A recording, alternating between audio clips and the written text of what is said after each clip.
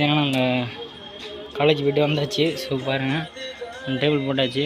உள்ள வந்து பார்த்திங்கன்னா டீ இருக்குது. ஸோ அப்படியே லேப்டாப்பில் வந்து பார்த்திங்கன்னா மூவி ஓடிட்டுருக்கு.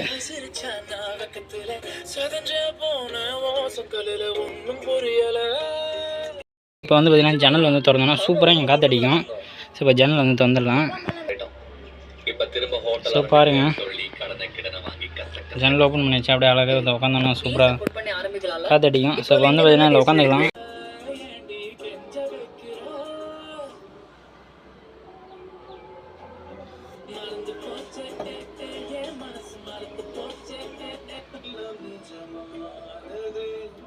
செம்மையாக இருக்குது கைஸ்.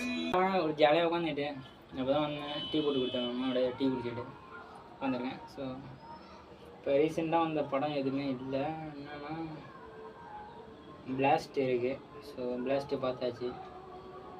ஏதோ ஒரு படத்தில் ஒரு பாட்டு வைப்போம் கொஞ்ச நேரம் மட்டும். ஏன்னா ரொம்ப நேரம் ஆச்சுன்னா அது காப்பி ரைட்ஸ் வந்துடும்.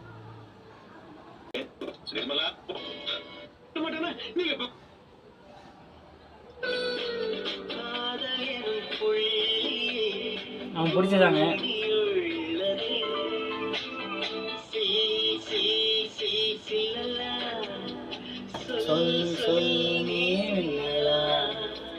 நம்ம இங்கே தான் டேபிள் இருக்குது.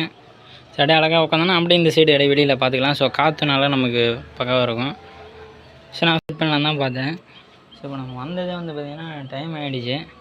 ஸோ அதனால் இப்போ நம்ம உட்காந்துட்டு அந்த ஒயர் கனெக்ஷன் அது என்ன கொடுத்துட்டு இருந்தோன்னா இருட் ஆகிடும். ஸோ வீடியோ எடுக்க முடியுது. ஸோ அதனால தான் வந்தோடனே டப்புன்னு அந்த டேபிள் மட்டும் எடுத்துகிட்டு வந்து போட்டு லேப்டாப் எடுத்துகிட்டு வந்துட்டேன். ஸோ அதனால் டீ வேறு ஆகிடும்.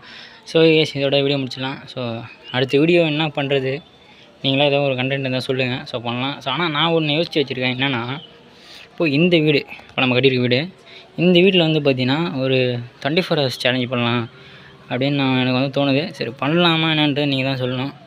24 hours சேலஞ்ச் பண்ணால் கொஞ்சம் நல்லாயிருக்கும்னு தோணுது. ஸோ நீங்கள் சொல்லுங்கள், கமெண்ட் பண்ணுங்கள். பண்ணலான்னா 24 hours சேலஞ்ச் வீடியோ பண்ணுங்கள் அப்படின்னு சொல்லிட்டு கமெண்ட் பண்ணுங்கள். சரி ஓகே, என்னோடய வீடியோ முடிச்சுக்கலாம். பாய்.